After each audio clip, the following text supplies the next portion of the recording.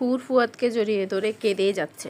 ফুয়াদ হুরকে নিচের দিকে ঘুরিয়ে নিয়ে আলতো হাতে হুরের চোখের পানি মুছে দিয়ে বলল, কাঁদছেন কেন হুরপরি? স্বামী যদি অন্য মহিলা চিন্তায় মন খারাপ করে তাহলে তো হুরপরি কাঁদবেই। ফুয়াদ হুরের গাল টেনে বলে, আপনার স্বামী তার হুরপরি ছাড়া আর কারো কোনো মেয়ের কথা ভাবতে পারবে না, তাই তো? হুর মাথা নাড়িয়ে সম্মতি জানালো। আহা, তাহলে আপনি কে? আমার জীবন থেকে তো মেয়েদের ভাবনা বাদ দিতে হবে। হুর আর একটু শক্ত করে ফুয়াদকে জড়িয়ে ধরে বলে, আরে আমি নূর বোন আর মায়ের ছাড়া সব মেয়ের ভাবনা বাদ। ফুয়াদ হুরকে জড়িয়ে নিয়ে বলে, ওকে বিবি যান, এবার চলুন, আমার মেয়েটা তো একা আছে। হুর ফুয়াদকে ছেড়ে দিল। নিজের হাতে চোখের জলটুকু মুছে নেবে তার আগে ফুয়াদ নিজের হাতে হুরের চোখের জল মুছে দিয়ে বলে, আপনার চোখের জল মুছে দেওয়ার অধিকার শুধু আমার। নূর বসে আছে উদাস হয়ে। হুর আর ফুয়াদ দুজনে নূরের দুপাশে বসে নূরকে আগলে নিয়ে বলে, আমার জান বাচ্চাটা মুখ ফুলিয়ে রেখেছে কেন? সে কি জানে না তার ভালো মা তার মুখ ফোলানো দেখলে কষ্ট পাবে? নূর হুরকে জড়িয়ে ধরে বলে, ভালো মা, আমি তোমাকে ছেড়ে যাব না। আমার বাচ্চাটা আমি কোথাও যেতে দেব না। তুমি আমার বাবাই আর ভালো মায়ের সাথেই থাকবে। নূর দুজনের গলা জড়িয়ে একজনকে গালে চুমু দিল। আর হুর নূরকে কোলে তুলে নিয়ে ফুয়াদের উদ্দেশ্য করে বলে, আপনি রুমে যান, আমি নূরকে খাইয়ে ঘুম পাড়িয়ে আসছি। ফুয়াদ নিজের রুমে যাওয়ার সময় হঠাৎ তার চোখ আটকে গেল। নিজের চোখকে বিশ্বাস হচ্ছে না। আদিয়া নামাজ পড়ছে। আদিয়া নামাজ শেষ মোনাজাত ধরল। বেশ সময় নিয়ে আল্লাহ তাআলার দরবারে কানাকাটি করলো। নিজের ভুলের জন্য ক্ষমা চাইল। নামাজ ভাঁজ করে রেখে নিজের চোখের অশ্রুগুলো মুছে নিল। ফুয়াদ দরজা কড়া নেড়ে বলে, আসতে পারি? আসো। ফুয়াদ ভেতরে আসলো। আদিয়ার পাশে বসলো। কিছুক্ষণ চুপ থেকে বলল, আমি সত্যি অবাক হয়েছি, তুই নামাজ পড়ছিস। তোর এই পরিবর্তনটা আমার হৃদয় ছুঁয়ে গেছে। ভাইয়া, আমি জীবন বড়ই অদ্ভুত, জানো তো? আমার জীবনে অর্ধেক সময় ভুল কাজেই ব্যয় করে দিই। দেখো হুর মেয়েটা কি জ্ঞানী। একটা মেয়ে এতটুকু বয়সে কত বুঝ তার। ও আমাকে বলল, নামাজ মানুষকে সমস্ত খারাপ কাজ থেকে বিরত রাখে। আপনি নামাজ পড়া শুরু করে দিন। আমি বলেছিলাম, আমার এত এত অন্যায় আল্লাহ তাআলা ক্ষমা করবে? ও বলল, আল্লাহ তাআলা দয়াশীল। যদি কেউ নিজের ভুল বুঝতে পারে অনুতপ্ত হৃদয়ে আল্লাহ তাআলার কাছে ক্ষমা চায় তাহলে তিনি ক্ষমা করে দেন।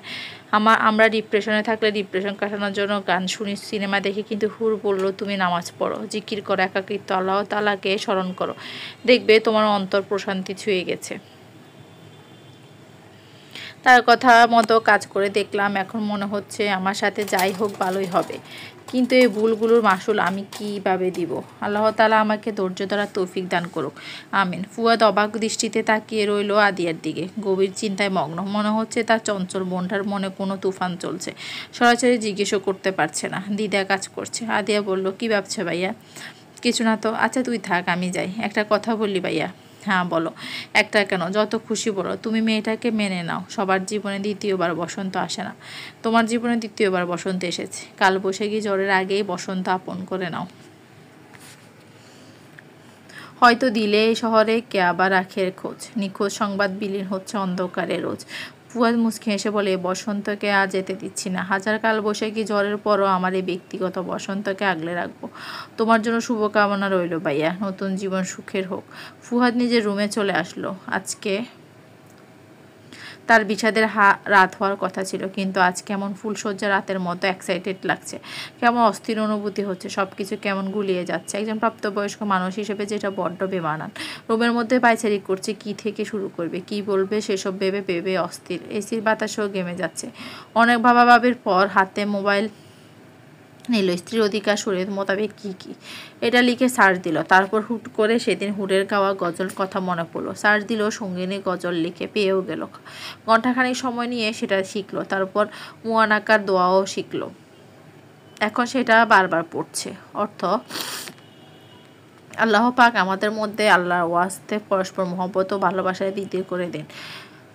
আলো বেগম রেহানা বেগমের মুখোমুখি বসে আছে। রেহানা বেগম দু চোখে অশ্রু টলটল করছে, যে কোনো সময় গড়িয়ে পড়বে। দুজনে চুপ করে মুখে কোনো কথা নেই। বিথির বড় বোন বর্ষা নীরবতা ভেঙে বলে, আম্মি, যা হয়েছে সেটা ঠিক হয়নি, আমরা মানছি, কিন্তু তাই বলে কি নিজেদের মধ্যে সম্পর্ক শেষ করে দেব? আলো বেগম কাট ভাষায় বলে দিলেন, আমার আমার আপনাদের সাথে কোনো সম্পর্ক নেই। যে জিনিস ভেঙে যায় তার জোড়া লাগানো যায় না, আর লাগালেও সেখানে দাগ থেকে যায়। আমি বিথির ভুলের জন্য আমরা ক্ষমা চাইছি, ওকে ক্ষমা করে দাও। একটা ভুল করেই ফেলেছি। এটা নিয়ে পড়ে থাকলে হবে? সে কোনো ফিডার খাওয়া বাচ্চা নয় যে তাকে ক্ষমা করে দেব। আমার ছেলে জীবনে ওর ছোঁয়া আমি সহ্য করব না। তুমি না চাইলেও সম্পর্ক একটা থেকে যায়, অস্বীকার করতে তো পারবে না। নূরের মা বিথি এই নারী টান কীভাবে ছিন্ন করবে? সেটা অনেক আগে ছিন্ন করে আপনার বোন চলে গিয়েছিল। আর আমার ছেলের গোছানো জীবনে আর কোনো কালো ছায়া পড়তে দেব না। আর শরীয়ত অনুযায়ী ডিভোর্সের পর আর সেই স্ত্রী ফিরিয়ে নেওয়া যায় না। ওইভাবে না নাও, তোমাদের বাসার এক কোণায় পড়ে থাকবে। শুধু ওর মাথা গোছার ঠাঁই দাও। আমার বাড়ি কোনো ধর্মশালা বা আশ্রয় কেন্দ্র নয় যে তাকে থাকতে দেব। বর্ষা বুঝে গেছে কোনো লাভ হবে না, তাই কথা না বাড়িয়ে ডিরেক্ট বলে, আমরা নূরের জন্য কেস ফাইল করব। হয়তো তোমরা বিথিকে তোমাদের বাসায় থাকার অনুমতি দাও, নয়তো নূরকে বিথির হাতে তুলে দেবে। আপনাদের মন মানসিকতা যে কতটা নোংরা সেটা আমি জানি। আপনাদের যা ইচ্ছা করতে পারেন, দেখি আইনের দৌড় কে কত দূর যেতে পারে। আলো বেগম উঠে আসার আগে একবার রেহানার দিকে তাকিয়ে বলে, শুনেছি মেয়েরা মায়ের মতো হয়। তোর মনে যে এত নোংরামি ছিল বুঝতেই পারিনি। এখন মনে হচ্ছে দুধ কলা দিয়ে কাল সাপ পুষেছিলাম। আলো বেগম চলে যেতে রেহানা বেগম কেঁদে দিয়ে বসাকে বলে, এই গোর পাপ তোরা করিস না। যে যেমন কর্ম করে তেমন ফল পাবে। অন্যায়ের সঙ্গ দেওয়া আরও বড় অন্যায়। তোমরা নীতিবাক্য তোমার কাছে রাখো। এখন ডিভোর্স নিয়ে নাড়া দিলে কম করে হলেও কাবিনে 10 লাখ টাকা তো পাবো। আমাদের না হয় 2 লাখই গেল। লোভ সবসময় মানুষকে ধ্বংস করে দেয়। কথায় আছে না, লোভে পাপ, পাপে মৃত্যু। তুমি মাঝখানে আসবে না বলে দিলাম। মা হয়ে কয় মেয়ের সাথে থাকবে, তা না করে বোনের পক্ষ করো। কেমন মা তুমি? নিজের মেয়ে দুর্দশা চোখে পড়ে না? তোমার চোখ নাকি চুলা? যা করার বোনটার জন্য আমাকেই করতে হবে। সফল তো হতে পারবি না। তোর বোন অন্যায় করছে আর সে অন্যায়ের শাস্তি তাকে পেতেই হবে। তোমার কথা শুনে ইচ্ছে করছে তোমার চুলের গোছা ধরে 2-4টা থাপ্পড় দিতে পারতাম তো শান্তি পেতাম। রেহানা বেগম আশ্চর্য দৃষ্টিতে তাকিয়ে নিজের মেয়ের দিকে তাকিয়ে রইল। চোখ থেকে অশ্রুকণা গড়িয়ে পড়ছে। এই মেয়েদের যে জন্ম দেবার জন্য এত যন্ত্রণা সহ্য করেছে। বিধি ঘরে ঢুকে বলে, এদেরকে কিছু বলে লাভ নেই। 2 বোন এক, যা করার আমাদের করতে হবে। তুই সুজনকে ধর তো বনু, ছেলেটাও আমার ক্লান্ত হয়ে গেছে। ও বাসায় কেউ তোকে কিছু বলছে, রীতিমতো অপমান করেছে। আর ওই ফুয়াদ যাকে পেজার বেড়াল ভাবতাম, সে তো আসলে শেয়ানা পাবলিক। আমার সামনে ওই মেয়েটাকে জড়িয়ে ধরলো আর ন্যাকা ন্যাকা কথা। নূরকে ঘুম পাড়ায় রুম থেকে বের হলো। আলো বেগম তখন মনমরা হয়ে নিজের রুমে ঢুকবেন। দ্রুত নিচেই যেয়ে 1 গ্লাস লেবু শরবত করে নিয়ে আসলো। আলো বেগমের দিকে শরবতের গ্লাসটা বাড়িয়ে দিয়ে বলে, মা এটা খেয়ে নিন, আপনাকে বড্ড ক্লান্ত লাগছে। এই প্রথম হুরের মুখে মা ডাক শুনে আসলো বেগম। আলো বেগম আনন্দিত হয়। শরবতের গ্লাসটা হাতে নিয়ে বলে, আমি জানি তুই পারবি সব মোকাবেলা করতে, তোর উপর আমার ভরসা আছে। আগে শরবতটা শেষ করে নিন, পরে কথা বলুন। আলো বেগম শরবতটা পান করে গ্লাসটা বেড সাইড টেবিলে রেখে বলে, তুই আমার ছেলেটাকে কোনোভাবে আর একা ছাড়বি না তো হুর? আলো বেগম হুরের হাত ধরে বলে, মা তুই আমাকে কথা দে কখনো আমার ছেলেটাকে একা ছাড়বি না। এই সময়টাতে আমার ছেলেটার পাশে থাকবি। হুর আলো বেগমের হাত ধরে বলে, মা যে সম্পর্ক আল্লাহ তাআলা তৈরি করে দিয়েছেন সেটা আমি কখনোই আমার দেহ প্রাণ থাকতে শেষ করব না, আর হতেও দেব না। ছেড়ে যাওয়া তো প্রশ্নই আসে না। মায়ের মন তো বুঝতেই পারছিস। আমার বোনের মেয়েরা ভালো না, ও ঝামেলা করবে, আপনি নিশ্চিত থাকুন। আদিয়া ফোনটা সেই কখন থেকে বেজে যাচ্ছে। আদিয়া জানে কল যে করেছে সে মানুষটা নাহিদ ছাড়া আর কেউ না, কিন্তু কোন মুখে নাহিদের সাথে কথা বলবে সে? চোখ থেকে টুপ টুপ করে অশ্রুকণা গড়িয়ে পড়ছে। খোলা বারান্দায় যে চেয়ারে বসে এক মনে আকাশের পানে তাকিয়ে আছে। নাহিদও নাছোড়বান্দা কল করে যাচ্ছে। একটা সময় বিরক্ত হয়ে আদিয়া কল রিসিভ করে কড়া কণ্ঠে কিছু বলবে তার আগেই নাহিদের কান্না মাখা কণ্ঠ বেশি আসে আদিয়ার কানে। নাহিদ কোনো মতে বলচর, আদিয়া আমাকে ক্ষমা করে দিও। আদিয়া কিছু বলবে তার আগে কল কেটে যায়। আদিয়া ঘুম ভেঙে গেল, উঠে বসলো। আশেপাশে তাকিয়ে দেখে এটা রুমের বেড। তার মানে স্বপ্ন ছিল। চোখের কোণে বেজে উঠলো আদিয়ার। কত রাত পার করেছে নাহিদের সাথে কথা বলে, সুযোগ থাকা সত্ত্বেও নাহিদ কখনো সেটা কাজে লাগায়নি, বরং বারবার বলতো, বিয়ের পর তোমাকে মন মতো স্পর্শ করবো। এখন সব স্পর্শ জমা থাকবে। হ্যাঁ, মন তো চাইবে তোমাকে ছুঁয়ে দিতে, কিন্তু আমি চাইবো তোমাকে পবিত্রভাবে ছুঁয়ে দিতে। যে সম্পর্ক পাপ নেই, সে সম্পর্ক বাজে উদ্দেশ্য নেই, শুধু আছে এক প্রেমিক পুরুষের 33 বছরের পবিত্র ভালোবাসা হাতের উল্টো পিঠে চোখের জল মুছে নিচ্ছে বারবার। নিজের অবাধ চলাফেরা তার কাছে সবকিছু কেড়ে নিল। বেড ছেড়ে উঠে উদাস দৃষ্টিতে আকাশের পানে তাকিয়ে বলে, আমিও ঠিক তোমার মতো নিঃসঙ্গ চাঁদ, তবে তুমি পূর্ণতা বা ভালোবাসা, আর আমার কপালে সেই সৌভাগ্য নেই। কেন আগে আমার জীবনে হুর এলো না? কেন কেউ আমাকে চোখের আঙ্গুল দিয়ে বুঝিয়ে দিল দিল না, আমি ভুল পথে চলে এসেছি। এখন যে আমার বেঁচে থাকা দুষ্কর, আত্মহত্যা মহাপাপ। আমি কি করে এই মুখ নিয়ে দাঁড়াবো নাহিদের সামনে? মানুষ যখন একা হয়ে যায় তখন সঙ্গী হিসেবে চাঁদ আর বিশাল আকাশকে খুঁজে নেয়। বিনা সংকোচে নিজের ভেতরে জমানো কথাগুলো তাদের কাছে জমা রেখে নিজেকে সান্ত্বনা দেয়। নাহিদ চোখে ঘুম নেই, দেশ ছাড়া যাওয়ার সব ব্যবস্থা কমপ্লিট। এখন শুধু টিকিট হাতে পাওয়ার বাকি। হোয়াটসঅ্যাপে নিজের প্রিয়তমাকে মেসেজ লিখছে আর কাটছে, সেন্ড করা হচ্ছে না। ভালোবাসা একটা সময় এসে অসহায় হয়ে পড়ে। না সামনে মানুষটাকে বোঝানো যায় তাকে ছাড়া আমার ভীষণ কষ্ট হচ্ছে, আর না নিজেকে সামলে নেওয়া যায়। এই যে এই মুহূর্তে নাহিদের ইচ্ছে করছে আদিয়াকে শক্ত করে জড়িয়ে ধরতে, কিন্তু চাইলেই কি সব সম্ভব? মাহতাব সাহেব লাশ আজ 2 দিন ধরে মেডিকেলে মর্গে বেওয়ারিশ লাশের পাশে পড়ে আছে। কেউ তার খোঁজ করেনি। আজ কোথায় তার অহংকার, কোথায় তার দাম্ভিকতা? সব শেষ। হুর রুমে আসলো, কিন্তু রুমে তো ফুয়াদ নেই। হুর এদিক ওদিক তাকিয়ে খুঁজতে লাগলো। কিছুক্ষণ খোঁজার পর মৃদু কণ্ঠে ডাকলো, ডাক্তার আপনি কোথায়? কিছু সময় থেমে আবার ডাকলো, নূরের বাবা আপনি কোথায়? কোনো সাড়া না পেয়ে হতাশ হলো। ঠিক তখনই কেউ হুরের চোখের উপর হাত রাখলো। হুর শিহরিত হলো। ফুয়াদ এক হাত হুরের চোখের উপর রেখে আর এক হাত হুরের কোমরে রেখে হুরকে নিজের বক্ষের সাথে মিশিয়ে নিল। হুরের কম্পিত কণ্ঠে বলল, আপনি? আর কিছু বলার আগে ফুয়াদ হুরকে চোখের দিকে ঘুরিয়ে হুরের ঠোঁটে আঙুল দিয়ে রেখে বলো, হুস একদম কোনো কথা না। আজকে শুধু অনুভব করবে আমার ভালোবাসাকে। তোমাকে আজ আদরে চাদরে মরিয়ে নেব। আগামীকালে নতুন সূর্যের সাথে পরিচয় হবে এক নবহুরেশ, যার শরীরে প্রতিটি কোনায় কোনায় লেগে থাকবে ফুয়াদের ভালোবাসা, আর হৃদয়ে স্থায়ী হবে ফুয়াদ নামক এক যুবকের বসবাস। হুরের কথা জড়িয়ে যাচ্ছে, চেয়েও কিছু বলতে পারছে না। হৃদযন্ত্র কেমন বেসামাল হয়ে পড়েছে। এই কেমন অনুভূতি? এই অনুভূতির সঙ্গে তো তার পরিচিত নয়। অর্ধ আলো অর্ধ অন্ধকার। ফুয়াদ চেয়ে আছে তার হুটপুরের দিকে। এই যেন তাকিয়ে থেকে তৃষ্ণা মেটানো নেবার প্রচেষ্টা। তবে এ কেমন তৃষ্ণা তো বেড়েই চলছে। হুরকে শক্ত করে এবার জড়িয়ে নিল নিজের সাথে। দুজনে মনে মনে দোয়া পড়ে নিল। রাতে নীরবতা ভেদ করে দুজন মানুষ নিজেদের যন্ত্রমন্ত্রে বেসামাল পরিস্থিতির সাথে মানিয়ে নিতে ব্যস্ত। কিছু সময় জড়িয়ে রেখে হুরকে কোলে তুলে নিল ফুয়াদ। নিজের কোলের মধ্যে রেখে হুরকে নিয়ে বেড়ে বসলো। হুরের চোখ খুলছে তো লজ্জায় আবার বন্ধ করে নিচ্ছে। ফুয়াদ এই প্রথম হুরের অধর মিলিয়ে নিল। হুর যেন জমে গেল, খামছে ধরল ফুয়াদের পাঞ্জাবি। মিনিট 2 পর হুরের ঠোঁট ছেড়ে হুরের গালে চুমু খেলো। তারপর আদরের কণ্ঠে বলল,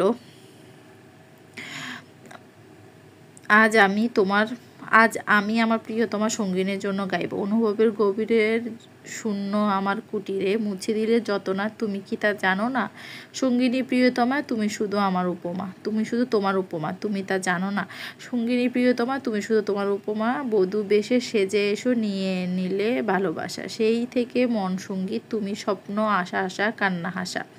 মুখরিত আলো ছায়ায় অনুরতি মোহনায়, তোমায় ঘিরে জেগে থাকা সুখ নিরন্তর ভালোবাসা। এখন আমার দৃষ্টি নত, ভাবনায় গভীর শত শত। তুমি আমার অন্য আলো, আধার ঘরের প্রদীপ জালো। তুমি কি তা জানো না? সঙ্গিনী প্রিয়তমা তুমি শুধু তোমার উপমা, তুমি কি তা জানো না? এভাবে ভালোবাসাময় কেটে গেল একটি রাত। সুবে সাদিক সবে শুরু হচ্ছে। মুয়াজ্জিনের কণ্ঠে, মধুর কণ্ঠে আজান ভেসে আসছে হুরের কানে। নিজের প্রিয়তম স্বামীর বুকে শান্তিতে ঘুমিয়ে আছে হুর। পিটপিট করে চোখ খুলে নিজেকে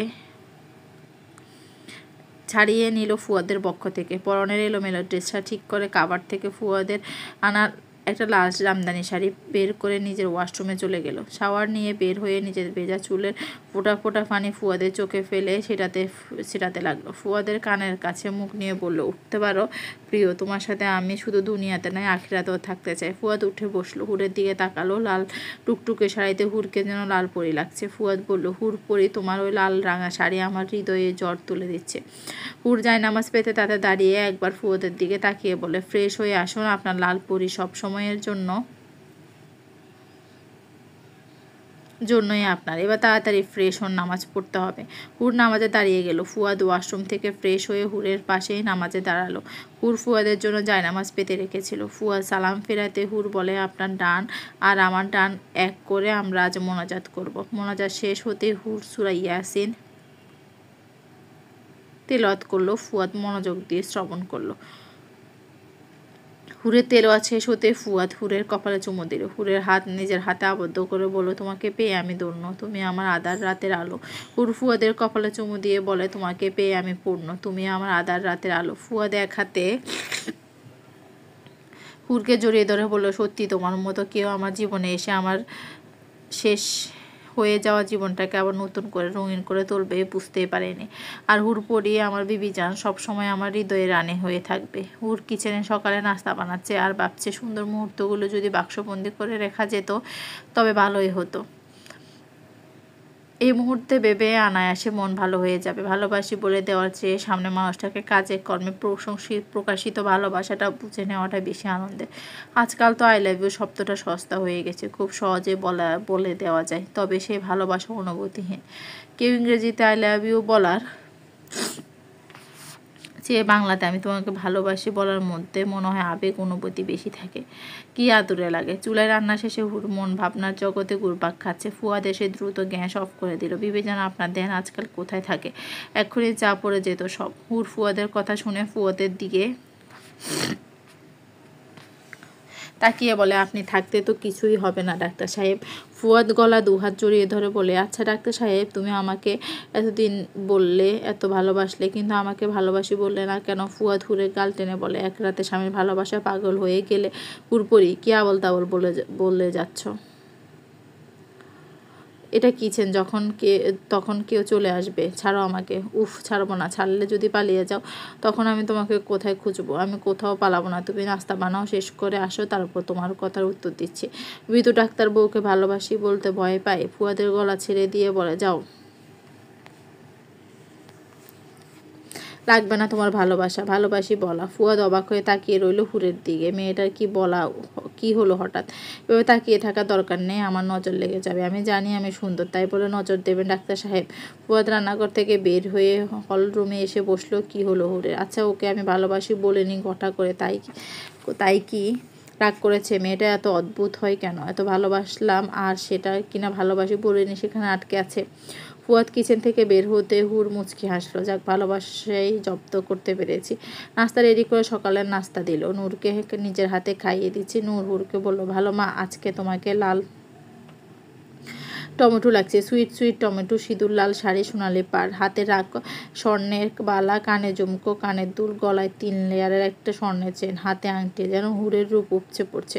আদিয়া বলল, ভাবি, আজকে তো আমার ভাইয়ের নজর তোমার উপর থেকে সরবে না। এদিকে আসো, নজরের টিকা লাগিয়ে দি। হুর লজ্জায় মাথা নিচু করে রইল।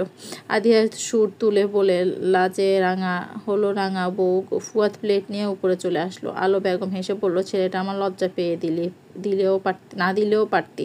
নূর খিলখিল করে হেসে বলে, লজ্জা তো মেয়েরা পাবে, বাবা তো ছেলে, তার আবার কিসে লজ্জা? হুর নূরের গাল টেনে বলে, পাকা বুড়ি একদম, তোমাকে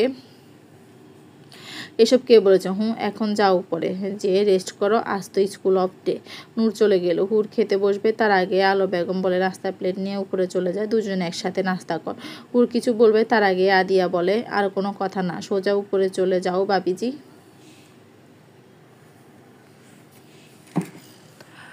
আদিয়া চলে আসলো রুমে। ফুয়াদ খাবার দেখে কিছু নিয়ে গভীর চিন্তায় মগ্ন। হুর এসে ফুয়াদের পাশে বসে পরোটা ছিঁড়ে ফুয়াদের মুখে ধরে বলে, হা করো তো। ফুয়াদ এবার হুরের দিকে তাকিয়ে হা করলো। হুর ফুয়াদের মুখে খাবার তুলে দিয়ে বলে, তোমাকে খাইয়ে দিচ্ছে কেন বলো তো? ভালোবেসে। আসছে ভালোবেসে। শুনে রাখো ডাক্তার, মেয়েরা যখন এক্সট্রা ভালোবাসা দেখায় তখন বুঝতে নিতে হয় সে কিছু চায়। ও, তার মানে আমার বিবিজান কিছু চাইবে? তাকে আর জি বলে ফেলুন, বান্দা আপনার খেদমতে হাজির। আগে খেয়ে নাও, পরে বলছি। ফুয়াদও নিজের প্লেট থেকে খাবার তুলে নিয়ে হুরের মুখে তুলে দিল। দুজনে একসাথে খাবার শেষ করলো।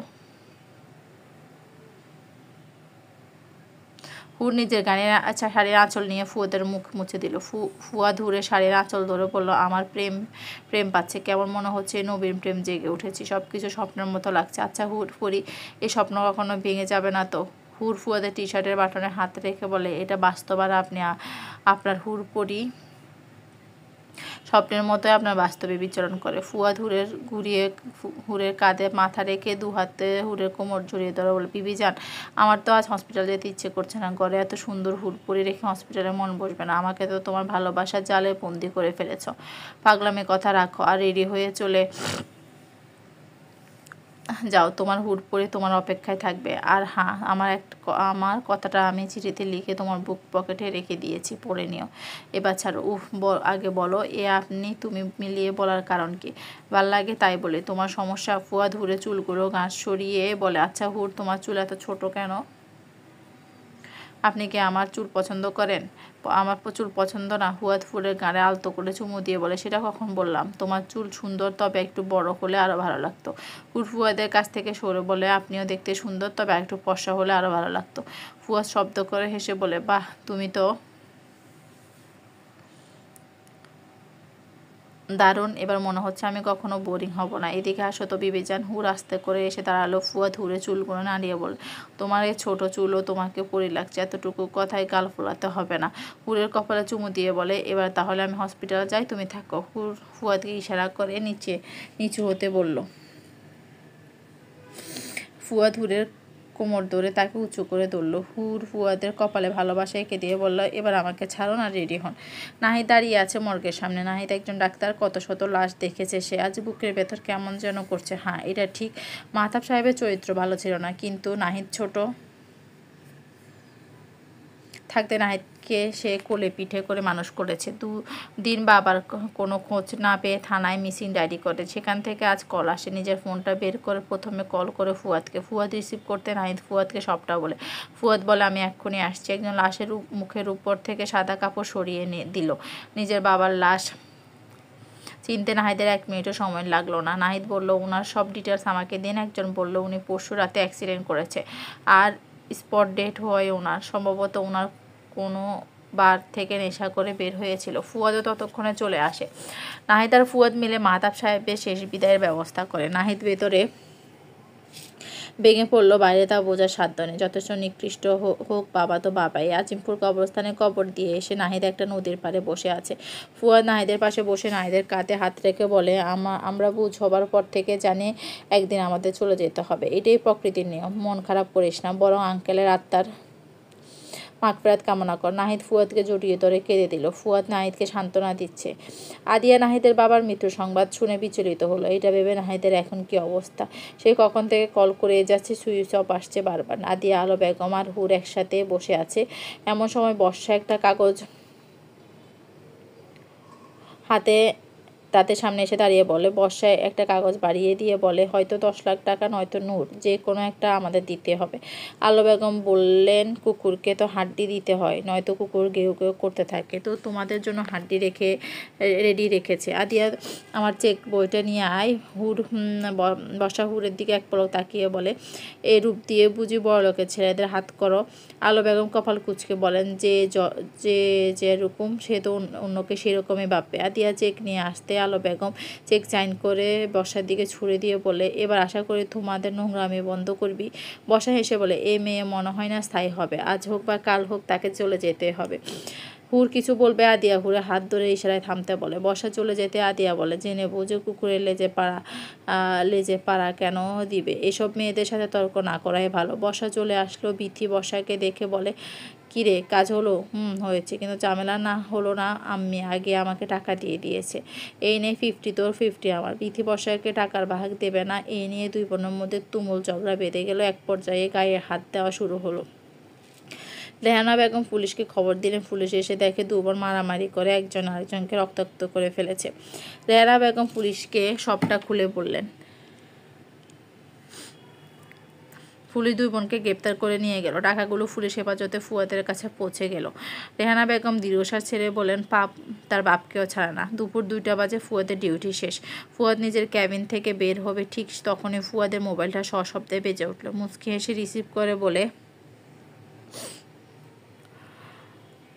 আসসালামু আলাইকুম বিবিজান। ওপাশ থেকে একসাথে সালাম আসলো। হুর বলল, ডাক্তার মশাই, চলো না আজ বাইরে কোথাও খেতে যাই, তুমি আর আমি। ঠিক আছে বিবিজান, তবে রাতের ডিনার। এখন বাসায় আসছি, আমার চেম্বারেও তো বসতে হবে। তোমার কাছে কতটা সময় আছে চেম্বারে বসার আগে? 5টায় বসবো।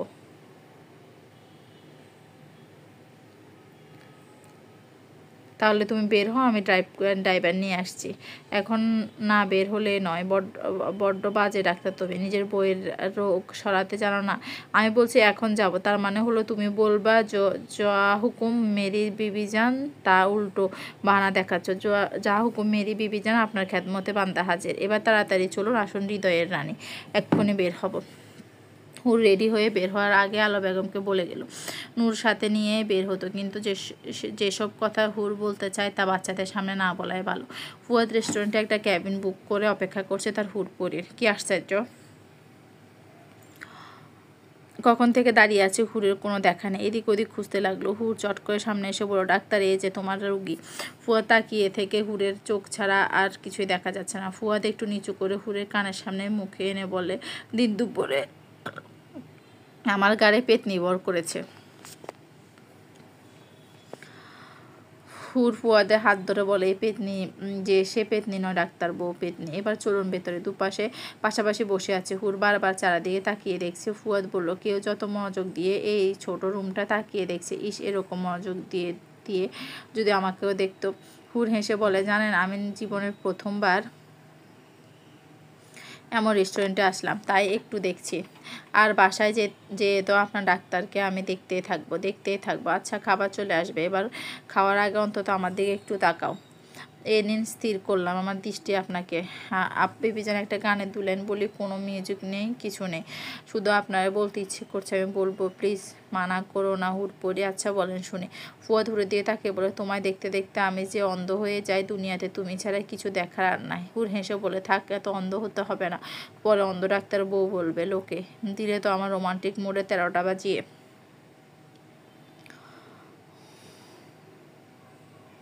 বেশ করেছি, এখানে আমি একান্ত তোমার সাথে কিছু কথা শেয়ার করতে এসেছি, হানিমুনে আসেনি। কি কথা বলো, আগে কথা দাও, ছ্যাদ করে উঠবে না, আমার কথা শুনবে, বুঝবে, তারপর ঠান্ডা মাথায় ডিসিশন নেবে। ওকে, কথা দিলাম। আমি এত গুড়িয়ে পেঁচিয়ে বলতে পারি না। সোজাসাপটা বলছে, আদিয়া আপু প্রেগনেন্ট। কি বলছো এসব, মাথা ঠিক আছে তোমার? আমি নাহিদকে ভালো করে চিনি, নাহিদ কখনো এমনটা করবে না। আরে শুনবা তো আমার পুরো কথাটা, আগেই বলা শুরু করেছো। নাহিদ ভাইয়া সন্তান তার করবে না, অন্য কারো সন্তানের মা হতে যাচ্ছে। আগে রিয়েক্ট না করার কথাটা শুনো পুরোপুরি। আদি আপু নিজের ইচ্ছে তো এমনটা করেনি, তবে আমিও মানছি ভুলটা তার ছিল, কিন্তু তাই বলে তো এই অবস্থায় তাকে একা ছেড়ে দেওয়া যাবে না। সে যখন নিজের ভুল বুঝতে পেরেছে, তখন আমাদের উচিত তার পাশে থাকা। ফুয়াদ স্তব্ধ হয়ে তার বোনের এত জঘন্য একটা কাজ করে ফেললো, তার আগেই নাকের ডগায় বসে। হুর উঠে এসে ফুয়াদের মাথাটা নিজের বুকে আগলে নিয়ে মাথায় হাত বুলিয়ে বলে, দেখো, মন খারাপ করো না, এখন নিজেকে শান্ত রেখে একটা সঠিক সিদ্ধান্ত নিতে হবে। আদিয়া আপুর অবাধ চলাফেরা তাকে দিয়ে এই জঘন্য কাজ করিয়েছে। ফুয়াদ দুজনের হুরের কোমর জড়িয়ে বলল। হুর মাথায় হাত বুলিয়ে দিচ্ছে, এমন সময় ওয়েটার খাবার নিয়ে হাজির। হুর ফুয়াদকে ছাড়িয়ে দূরে সরে গেল। ফুয়াদ হুরের হাত ধরে রেখেছে। হুর দাঁড়িয়ে আছে, ফুয়াদ বসে আছে। দুজন মহিলা ওয়েটার এসে খাবার রেখে গেল। তারা চলে যেতে ফুয়াদ হুরের হাত টান দিয়ে হুরকে নিজের কোলে বসালো। ফুয়াদ ধীর কণ্ঠে বলল, বাবার মৃত্যুর পর মা আমাদের একাই বড় করেছেন। রেহানা খালামণি আর আমরা একই পরিবারের মতো ছিলাম। বিথিকে আমি কখনো অন্যরকম চোখে দেখিনি, কিন্তু খালামণি আর আমার মা বিয়েটা বিথির সাথে দিয়ে দেয়। ও পার্মানেন্ট আমাদের বাসায় থাকা শুরু করে আর আদিয়াকে নিয়ে এখানে সেখানে যাওয়া শুরু করে। প্রথম এটাকে আমার বেশ আমলের নেয়নি, কিন্তু ধীরে ধীরে আদিয়া উগ্র হতে থাকে। এর মধ্যে বিথিও অ্যাফেয়ার শুরু করে অন্য কারোর সাথে। আমার ছিল পরীক্ষা, আমি পড়া নিয়ে ব্যস্ত ছিলাম। সব কিছু এলোমেলো হয়ে গেল নিমিষে। বিথি চলে যাওয়ার পর আদিয়াও ঝগড়াঝাটি করে হোস্টেলে চলে যায়। আমি রাতের বেলায় নেশা আর দিনে ডিউটি করে পার করতাম। হুর কিছু বলতে চাইলো, ফুয়াদ হুরের ঠোঁটে আঙুল রেখে বলে, আজ আমি বলবো, তুমি শুনবে। পড়ুয়া ছেলে আমি, লেখাপড়া ছিল আমার নেশা, তাই কখন প্রেম হয়নি। বিথি ছিল আমার প্রথম অনুভূতি। ওর চলে যাওয়ার পর আমার সব মেয়েদেরকে অবিশ্বাস হতো, কিন্তু একদিন হুট করে মা আমাকে বিয়ের কথা বলে। সেদিন মায়ের কথায় আমি খুব রাগারাগি করি, কিন্তু মা হাল ছেড়ে না দেয় তোমার গুণগান করতে থাকতেন। সেদিন তোমার পার্স রেখে যাওয়াতে আমার ভাগ্য এক হয়েছে, তুমি এসেছো আমার হৃদয়ে আলো হয়ে। হুর ফুয়াদের কপালে চুমু দিয়ে বলে, আপনি হলেন আমার ভাগ্যে আলাদিনের চেরাগ। আমি শুধু একজন স্বামী পাইনি, পেয়েছি একজন মানবতার ফেরিওয়ালা, যে আমার পরিবারের সবার জীবন রাঙিয়ে দিয়েছে। আমি সব খবর পেয়েছি, জানো হীরা আপু সেদিন ফোন করে বলল তার হাজব্যান্ড রিহাবে আছে, সে অতি তাড়াতাড়ি নেশা থেকে ফিরে আসবে। তাদের একটা সুস্থ সংসার হবে, আমার ভাইয়ের অপারেশন আর বাবাকে দোকান নিয়ে দেওয়া, এসব শুনে আপনার প্রতি আমার শ্রদ্ধা আকাশ সমান বেড়ে গেছে। ফুয়াদ হুরে চোখের পানি মুছে দিয়ে বলে, তোমার আর আমার বলতে এখন কিছু নেই, যা আছে সব আমাদের। হুর ফুয়াদের ঠোঁটে আলতো চুমু খেয়ে বলে, আপনি এত ভালো হতে কে বলেছে? ফুয়াদ মুচকি হেসে বলে, আমার হুড়পড়ি। হুর ফুয়াদের কপাল আলতো করে ঠোঁট ছুঁয়ে বলে, আপনাকে এত ভালো হতে কে বলেছে? ফুয়াদ মুচকি হেসে বলে, আমার হুড়পড়ি। হুর বলল, আল্লাহ তাআলার কাছে লাখো কোটি শুকরিয়া, আপনার মতো জীবনসঙ্গী পেয়েছি, আলহামদুলিল্লাহ। ফুয়াদ বলল, তা খাওয়া দাওয়া করবো নাকি বসে থাকবো? আমাকে ছাড়ুন আর খাবার খাওয়া শুরু করুন। ফুয়াদ এক হাতে খাবার বেড়ে নিয়ে লোকমা তুলে হুরের মুখের সামনে ধরল। হুরও লক্ষ্মী মেয়ের মতো খেয়ে নিল। এইভাবে একে অপরকে খাইয়ে দিয়ে খাওয়া দাওয়া শেষ করে রেস্টুরেন্ট থেকে বের হলো। ফুয়াদ ড্রাইভারকে বলল, চাচা আপনি চলে যান, আমরা রিকশায় আসবো। দুপুরে রোদ পড়ে মাত্র বিকেল হতে শুরু করেছে। রিকশার পাশাপাশি দুজন হাতে হাত রেখে বসে আছে। ফুয়াদ বলল, আমি নাহিদের সাথে কথা বলবো, নাহিদ যা চাই তাই হবে। আমার মনে হয় নাহিদ ভাইয়া রাজি হলো, আদিয়া আপু রাজি হবে না, ওদের দুজনের উপর ছেড়ে দেব। সেটাই ভালো। আদিয়া নাহিদ মুখোমুখি বসে আছে। দুজনের ভেতর থেকে বিধ্বস্ত। আদিয়ার চোখ থেকে নীরব অশ্রু গড়িয়ে পড়ছে। নাহিদ অবাক হয়ে আদিয়ার দিকে তাকিয়ে আছে। যে মেয়ে সবসময় টপস জিন্স আর টি শার্ট পরতো, সে আজ বোরকা হিজাব পরিহিত। আদিয়া বলল, আমি জানি তুমি কি ভাবছো নাহিদ, তবে এখন এসব ভাবনার সময় নাই। আমি এও জানি তোমার মনের অবস্থা ভালো না। এই মুহূর্তে এসব কথা বলা হয়তো আমার ঠিক হচ্ছে না, তবুও না বলে যেন শান্তি পাচ্ছি না। এভাবে কথা বলছো কেন আদু? আমি জানি আমি তোমার যোগ্য না, তাই তোমার কথা আমাকে কষ্ট দেবে না, তুমি নির্দ্বিধায় বলতে পারো। শুনলাম যুক্তরাষ্ট্রে চলে যাচ্ছ, তা ফ্লাইট কবে? পরশু রাতে। কথাটা বলে নাহিদ মনে মনে আশাহত হলো। দীর্ঘশ্বাস ছেড়ে বলল, জীবন বড়ই অদ্ভুত জানো। আমরা তার কাছে বারবার আশা করি, আর যার কাছ থেকে আশাহত হই বারংবার। নাহিদ, আমি তোমার যোগ্য না, আমি নিকৃষ্ট। তুমি আমার চেয়ে ভালো কাউকে ডিজার্ভ করো। বাজে কথা রাখো, আমি তোমার যোগ্য না সেটা আমি জানি। আমার পরিবার নেই, সে যে ছিল সে কেমন ছিল তুমিও জানো। নাহিদ, আমি প্রেগন্যান্ট, এটা জানার পর তুমি কি বলবে? চলে যাবে? যাও, তাই বলে নিজের চরিত্রে দাগ দিতে হবে না। নাহিদ, আমি সত্যি কথা বলছি। নাহিদ বোকার মতো তাকিয়ে রইল আদিয়ার দিকে। তার চোখ মুখে ফুটে উঠেছে হাজার প্রশ্ন। আমি জানি তুমি ভাবছো আমি তোমাকে ঠকিয়েছি, তবে সত্যি কথা হলো আমি নিজেকে ঠকিয়েছি, আর সেই দায়ভার আমি কাউকে দেব না। আদিয়ার চেহারা দেখে নাহিদ বুঝে গেছে আদিয়ার কথাগুলো সত্য। নাহিদ কিছু বলবে তার আগে আদিয়া বলে, তোমার কিছু বলতে হবে না। আমার পাপের বোঝা আমি কাউকে বয়ে বেড়াতে দেব না। ভালো থাকবে আর ভুলে যাবে আমার মতো কালো অতীতকে। আদিয়া সামনে পা বাড়ালো। নাহিদ তাচ্ছিল্য হেসে বলে, ভুলে যাওয়া কি এতই সহজ? ভুলে যাওয়া কেবল শব্দ মাত্র, আসলে তো ভুলা সহজ নয়। তবে চাইলে আমরা চলমান জীবনের সাথে নিজেকে মানিয়ে নিতে পারি। এক জীবনে হয়তো সব চাওয়া পূর্ণ হয় না, কিছু চাওয়া না হয় তোলা থাক। তুমি কি পিছু ফিরবে না? আমার পিছু ফেরার সাধ্য নেই, তবে সামনে এগোনো শ্রেয়। জানি ক্ষমা করতে পারবে না, তবুও কিছু করার নেই নাহিদ, এই পাপের শাস্তি তো আমি বয়ে বেড়াতে চাই। আদিয়া চলে গেল। নাহিদ অসহায় দৃষ্টিতে তাকিয়ে রইল। কিছু সময় হৃদয়ের সুপ্ত ভালোবাসা বড্ড অসহায় হয়ে পড়ে। দুঃখগুলো গলার কাঁটার মতো বিঁধে থাকে, না উগড়ে ফেলা যায়, না গিলে নেওয়া যায়। সময়ের নৌকা বিরামহীন চলতে থাকে। আজ ফুয়াদ আর হুরের বিয়ের 5 বছর পার হয়ে গেল। হুর জোহরের নামাজ শেষে করে মোনাজাত ধরল। ফুয়াদ মসজিদ থেকে নামাজ পড়ে এসে হুরের কোলে মাথা রাখলো। হুর সূরা ফাতিহা তেলাওয়াত করলো। ফজিলত হযরত সাল্লাল্লাহু আলাইহি সাল্লাম ওমর রাদিয়াল্লাহুকে বলেন, আজ রাতে আমার উপর এমন একটি সূরা নাজিল হয়েছে যা আমার কাছে সূর্যকলিত সব স্থান থেকে উত্তম। এরপর তিনি সূরা ফাতিহার প্রথম আয়াত তেলাওয়াত করেন। তেলাওয়াত শেষ হতে ফুয়াদ হুরের ঠোঁটে আলতো করে ঠোঁট ছুঁয়ে দিয়ে বলে, বিবি জান, চলুন তো আজকে ঘুরে আসি। ফারাজ অসুস্থ আর তোমার ঘুরতে যেতে ইচ্ছে হলো। কোথাও যাওয়া হবে না? বয়স হচ্ছে নাকি? দিন দিন ইয়াং হচ্ছ। তোমার মতো হুড়পড়ি বউ সামনে থাকলে মনটা একদম 21 বছরের যুবক হয়ে যায়। আপনার খেজুরে আলাপ শেষ হলে আমাকে যেতে দিন, আমার নাস্তা বানাতে হবে। আজ আদিয়া আপু আর নিয়াজ আসছে। ফুয়াদ হুরকে কোলে তুলে নিয়ে বলে, এসব কি বিবি জান, আমি ছাড়া তোমার সব খেয়াল থাকে, আর এই অসহায় স্বামীটাকে পাত্তা দাও না। এক সময় ছিল যখন আমার অগোছালো জীবনে হুড়পড়ি এসে এত এত ভালোবাসা দিয়ে আমাকে আগলে রাখতো, আর এখন একটা বউ আছে যে কিনার হাজব্যান্ডের দিকে নজর দেয় না। বেচারার কত কষ্ট। ফুয়াদের গলা 2 হাতে জড়িয়ে ধরে বলে, শেষ আপনার দুঃখ বিলাস। আমার হাজব্যান্ডকে তার হুড়পড়ি আগেও ভালোবাসতো, এখনও বাসে। সময়ের সাথে সাথে শুধু হুড়পড়ির দায়িত্ব বেড়েছে।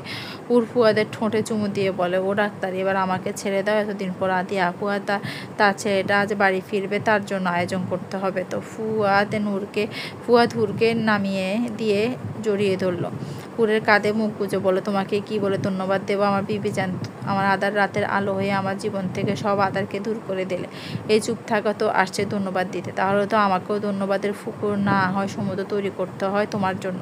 তুমি আমার জীবনের আদারকে দূর করনি, আমার পুরো পরিবারকে নতুন জীবন দিয়েছো। তাই আমাদের মধ্যে এসব ধন্যবাদের দরকার নেই। আমাদের মধ্যে ভালোবাসা সম্মান থেকে যাক শেষ পর্যন্ত, শেষ নিঃশ্বাস পর্যন্ত। আমার বউটা এত ভালো যে মাঝে মাঝে নিজেরই হিংসা হয়। আচ্ছা, এত ভালো কেন তুমি? তুমি ভালো তাই আমিও ভালো। পুরার ফুয়াদের কথার মধ্যে ছোট ফায়ার চোখ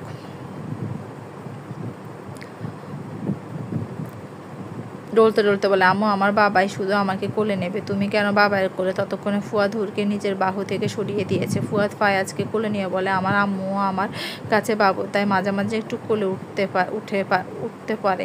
3 বছরের ফায়াজ ছোট উল্টে বলে, আমার বাবাই আমার কোলে, আমি ছাড়া কেউ উঠবে না, বাবা শুধু আমার। হুর বলে, আচ্ছা এই কথা, তাহলে আমিও তোমাকে কোলে নেব না। ফায়াজ মুহূর্তে ঘিরে দিয়ে বলে, কোলে নাও আমাকে। হুর মুচকে এসে ফায়াজকে কোলে নিল। নূর এসে বলে, আমার আদর কই বাবা? তুমি তো আমার শাহজাদি, তোমার আদর সবচেয়ে বেশি। আলো বেগম চোখে চশমা মুছে আবার চোখ পড়ে নিলেন। আদিয়া এই বাড়িতে থাকে না, সে আলাদা থাকে। আজ আসবে ছোট নিয়াজকে নিয়ে। গাড়ির মধ্যে বসে আছে আদিয়া। এই বাড়িতে তার আসতে ইচ্ছে করে না। নাহিদের স্মৃতি যেন তাকে কুড়ে কুড়ে খায়। নিয়াজ 4.5 বছরে পড়েছে। নিয়াজকে দিকে এক পলক তাকালো। নিয়াজ নামটা নাহিদের দেওয়া। নাহিদ সবসময় বলতো, ছেলে হলে নাম রাখবো নিয়াজ, আর মেয়ে হলে আনাবিয়া। চোখে কোনো ভিজা উঠলো, আলতো করে চোখ মুছে নিল। বাড়িতে আসতে সবার চোখের সাথে কথা বলল। নিয়াজ তো মহা খুশি, একটা বুড় সব কেড়ে নিল আদিয়ার জীবন থেকে। আসলে জীবন বড়ই অদ্ভুতভাবে রং বদলায়, কখন মেঘলা, কখনো বা জলমলে রোদ। কিন্তু আদিয়ার জীবন যেন অন্ধকারে ছেয়ে গেছে। হুর আদিয়ার পাশে বসলো। হুর কিছু বলার আগে আদিয়া বলল, শখের পুরুষকে না পেলে আর কোনো পুরুষকে পেতে ইচ্ছে করে না। আমি জানি তুমি কি বলবে। যদি চাও আর কিছু সময় এই বাড়িতে থেকে যায়, তাহলে সেসব বলো না। হুর আর কিছু বলল না। দুপুরে খাওয়া দাওয়া করে বিকেলে চলে গেল আদিয়া। হুর রাতে সবার খাবার শেষে নিজেই নিজের কাজ করতে লাগলো। ফুয়াদ ফায়াজকে ঘুম পাড়িয়ে নিচে আসলো। কিচেনে যেয়ে দেখে ওর ওড়না কোমর বেঁধে থালা বাসন ধুচ্ছে। ফুয়াদ হুরকে পেছন থেকে জড়িয়ে ধরে বলে, বিবিজান, যদি আপনাকে এসব কাজ করতে হয়, তাহলে আমি এত টাকা দিয়ে সার্ভেন্ট কেন রেখেছি? নিজের সংসারের কাজ নিজে হাতে করলে সৎকে জারিয়া সোয়াব হবে। আমার সোয়াব আমি নষ্ট করব কেন? ফুয়াদ হুরকে কোলে তুলে নিয়ে বলে, বিবিজান, আপনি আমাকে ভালোবাসলেও সোয়াব পাবেন, তাই চলুন একটু ভালোবাসা দেবেন আপনার প্রিয়তমকে। হুর লজ্জা পেয়ে ফুয়াদের মুখেই মুখ লুকালো। ফুয়াদ মৃদু কণ্ঠে বলে, বিবিজান, মেয়েদের এই বিষয়টা আমার বড্ড আদরে লাগে। লজ্জা পেয়ে স্বামীর বুকে মুখ লুকাই। হুর আর কিছু বলল না, শুধু শক্ত করে জড়িয়ে ধরল ফুয়াদের গলা। ধৈর্য ধরলে যে তার ফল মধুর হয়, তার জলযন্ত্র প্রমাণ হলো হুর। কোরআনে তো বলাই আছে, নিশ্চয় ধৈর্যশীলদের সাথে আল্লাহ তাআলা আছেন। কোরআনের বাণী সমাপ্ত। আসসালামু আলাইকুম। এতদিন পাশে থাকার জন্য এতগুলো ভালোবাসা। সবাই ভালো থাকবেন, সুস্থ থাকবেন। Happy reading. যদি আমার গল্পগুলো আপনাদের কাছে ভালো লেগে থাকে, please like, share and subscribe my channel.